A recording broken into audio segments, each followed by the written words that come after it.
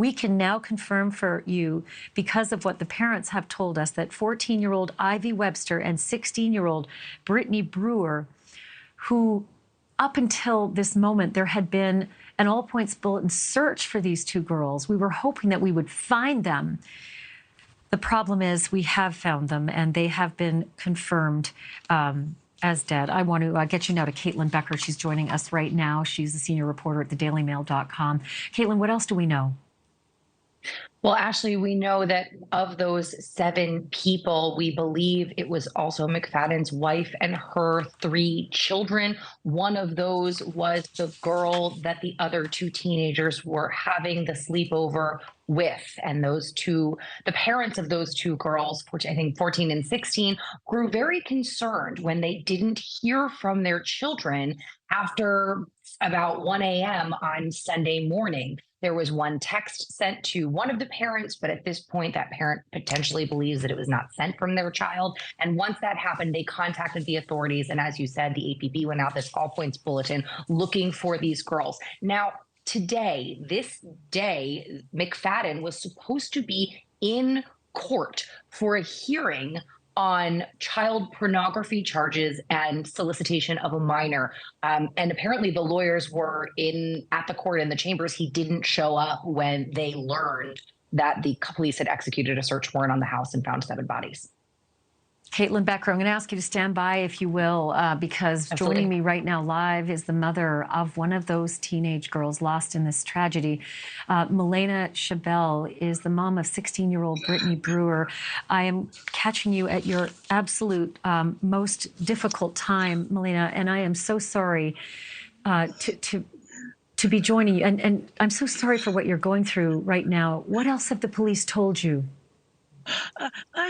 They haven't told me anything. I live here in Texas, and I've just been hearing whatever my ex-husband's been saying. All I know is that she left on Saturday to go stay the night with her friend, her and the Ivy girl.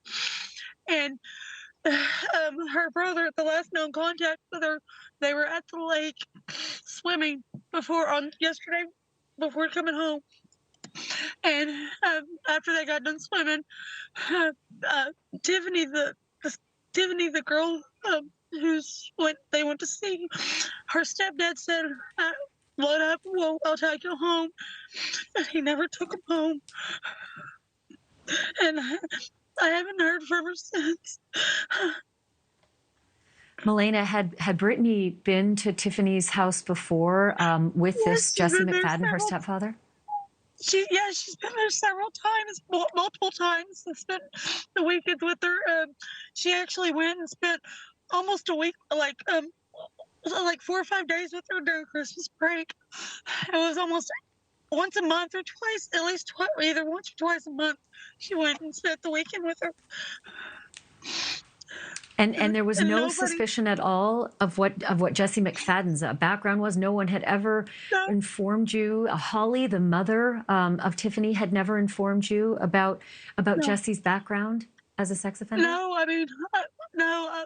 When she would go over there, she would video call me, and I would talk to her, and everything seemed perfect. I mean, everything seemed great. Her mom, I met her mom once over the phone.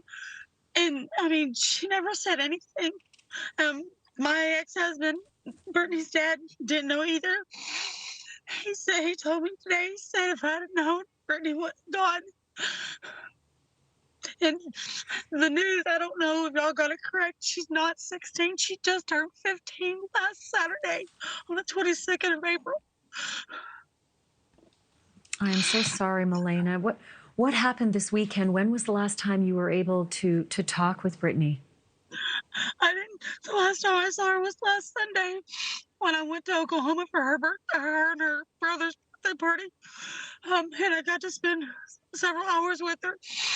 And then I talked to her that day, and then I want to say it was Tuesday she called me, and we were just talking like our normal talk, just playing around. And she told me she'd call me later, and I never heard anything from her, which was unnormal. Which, I mean, it's usual. Sometimes she called me every day, sometimes she didn't. But I thought it was really odd because she always would call me after school, or especially on Saturdays. She'd always call me on Saturdays. And she didn't call me at all that Saturday. And she didn't call me at all today. I knew something was wrong because